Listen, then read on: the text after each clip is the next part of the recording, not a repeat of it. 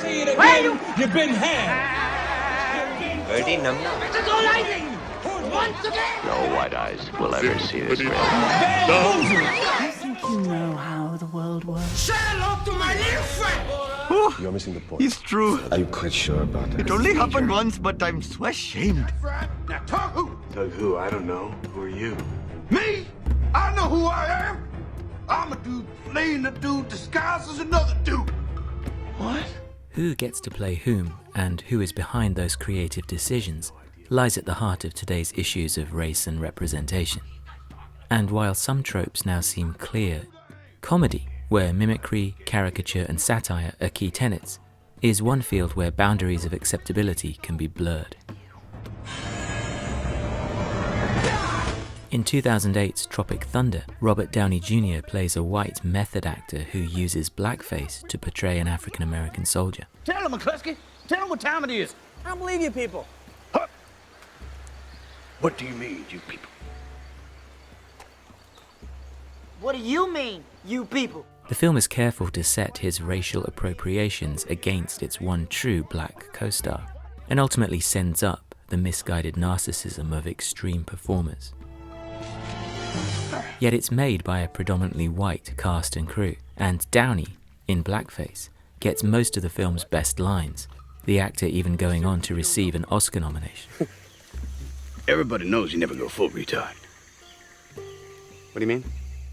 So are audiences who take offense at the role, particularly if they themselves are black, seeing the problem clearly or missing the point?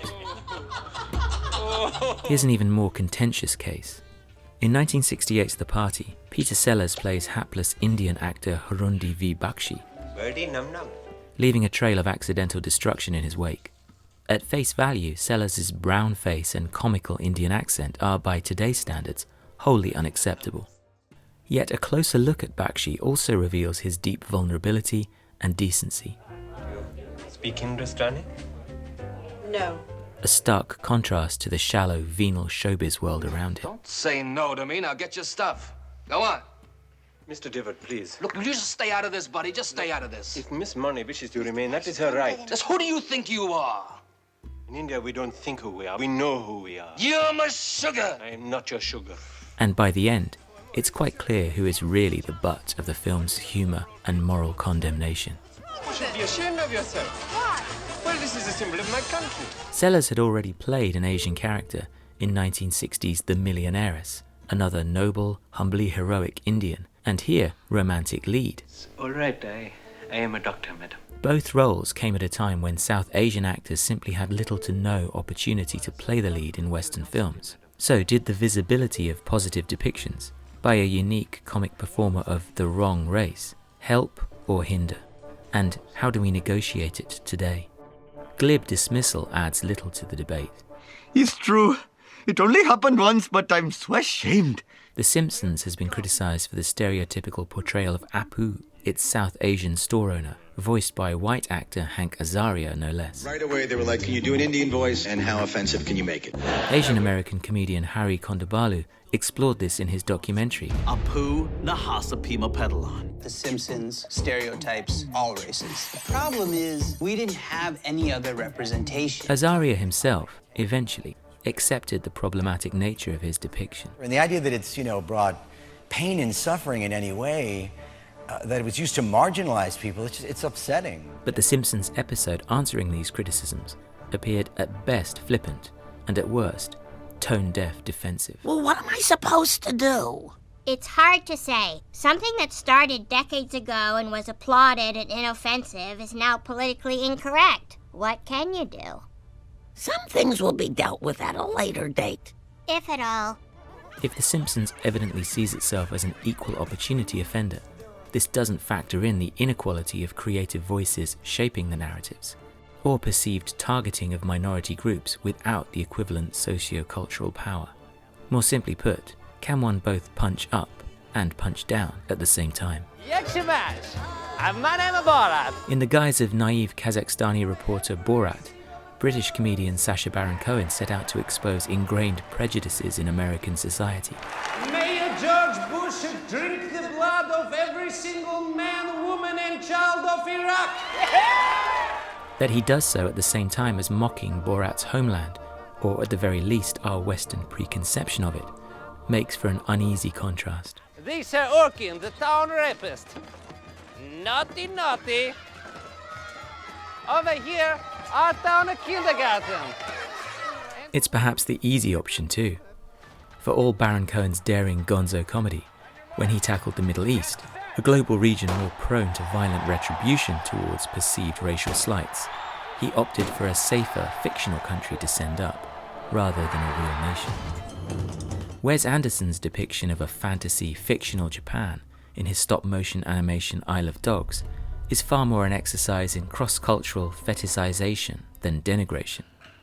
Yet it too has been pulled up by some of the best writers in the business for its cultural buffet approach to Japanese culture.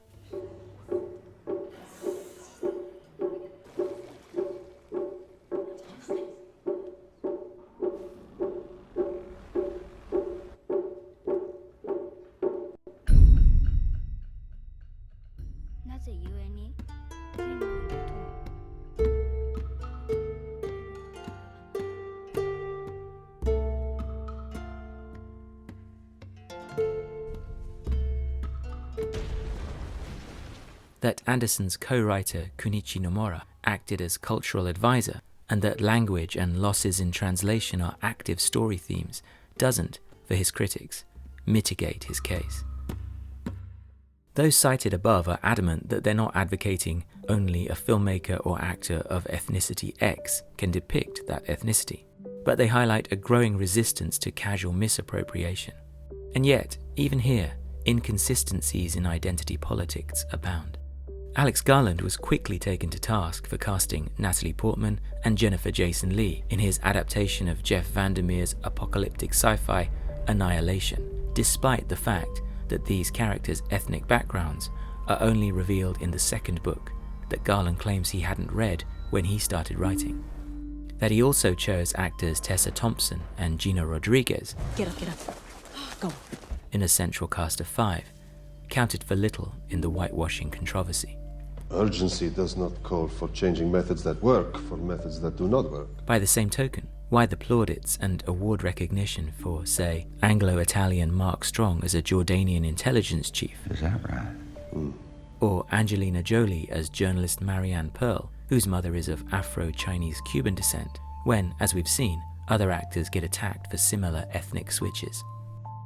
Is Italian-American Al Pacino as Cuban Tony Montana in Scarface, a cult film famously beloved by the hip-hop community, a masterful transformation, or the most garishly xenophobic performance of the Reagan era? Say hello to my little friend! Pacino's Scarface is an example of what critic Corey Washington calls the last blackface, ethnic groups playing other ethnic groups. Actors from Anthony Quinn and Omar Sharif to Tony Shalhoub and Cliff Curtis have forged highly successful careers using their non-whiteness to showcase their extensive range. Hey, boys! Yet, were they too denying actors of the quote-unquote correct ethnicity their chance? Never mind the last blackface, can it be argued that a more traditional example still persists? Do you know who I am? The outcry against Zoe Saldana, playing the much darker-skinned singer Nina Simone, was largely and fiercely hostile.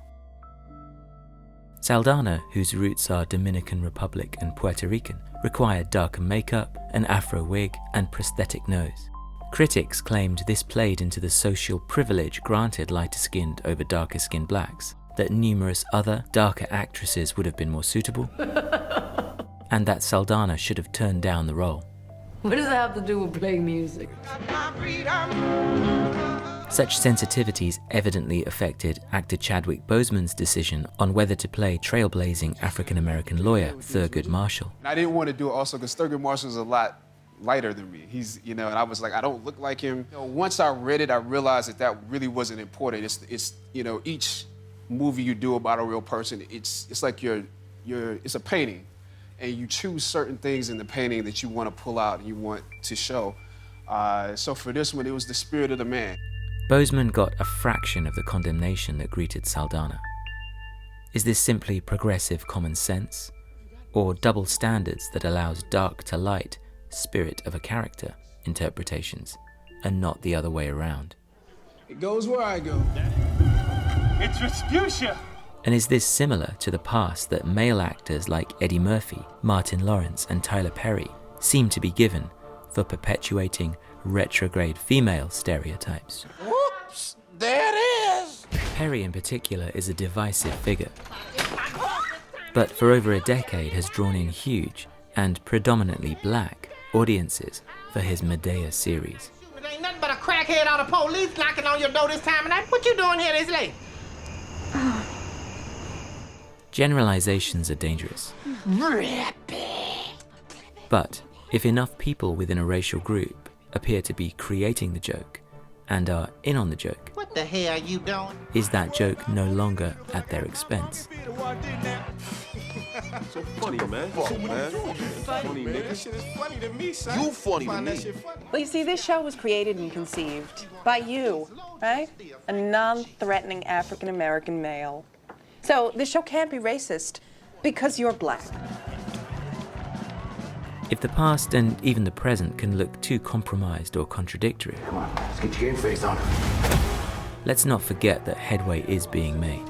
British actor Ed Skrein was lauded recently for stepping down from his role in the new Hellboy movie that, in the comics, is clearly of Asian origin. His replacement, Daniel Day-Kim, clearly better fits the character's profile. Where's my violin? You stumbled upon an opportunity. Similarly, casting in upcoming Disney live-action remakes of their animated films show attempts to reflect more honestly the story's heritage. Come on! To create a more level playing field for opportunities and depictions of equality and diversity, there's clearly much more work to be done. At the same time, as these video essays have sought to explore, there are often more complex, contradictory issues in play. Nice! The media, in particular social media's tendency to cancel debate, sensationalize, virtue signal, or rush to judgment can often be counterproductive. Progressive and inclusive initiatives are essential. Completely innocent. But so too, surely, a continual grappling with rigid black and white mandates in the fascinating, ever-fluid grey zone of political, cultural, and artistic expression.